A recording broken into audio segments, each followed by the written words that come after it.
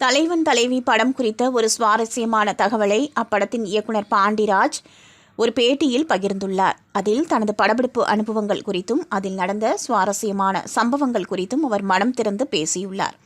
குறிப்பாக அவர் இயக்கிய தலைவன் தலைவி படத்தில் குழந்தை நடிகைக்கு ஒரு பக்கம் மட்டும் மொட்டையடித்த காட்சி குறித்தும் பகிர்ந்துள்ளார்.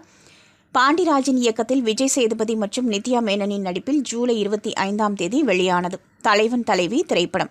கணவன் மனைவி உறவில் ஏற்படும் சிக்கல்களையும் அதற்கு குடும்ப உறுப்பினர்களின் தலையீடு எவ்வாறு காரணமாகிறது என்பதையும் மையமாக கொண்ட ஒரு காதல் மற்றும் குடும்ப திரைப்படமாகும். இந்நிலையில் இந்த படத்தில் குழந்தைக்கு மொட்டை போட்ட காட்சி ஒன்றை பற்றி இயக்குனர் பாண்டிராஜ் விவரித்து கூறியுள்ளார். குழந்தையின் பாதி தலையை மொட்டையடித்த போது அந்த குழந்தையின் அப்பா முழு சம்மதம் அளித்தார். ஆனால் ஒரு குழந்தையின் தலையை ஒரு பக்கம் மட்டும் மொட்டையடிப்பது என்பது சாதாரண காரியம் அல்ல, அதற்கு பெரிய மனது வேண்டும் என்று கூறினார். இந்த ஒரு காட்சி படமாக்கப்பட வேண்டும் என்பதற்காக அந்த குழந்தையின் பாதி தலை மட்டும் மொட்டையடிக்கப்பட்டது. சவாலான அந்த காட்சியை படமாக்குவதற்காக அந்த சிறுமி 15 நாட்கள் அதே அரை மொட்டை கெட்டப்பில் தான் இருக்க வேண்டியிருந்தது.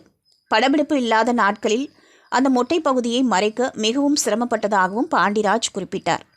மேலும் அந்த சிறுமியின் தலையில் முடி அடர்த்தியாக இருந்ததால் அந்த அரை மொட்டையை மறைக்க முடிந்தது என்றும் தேவைப்பட்ட சமயங்களில் ஒரு விக்கையும் பயன்படுத்தியதாக அவர் தெரிவித்தார்.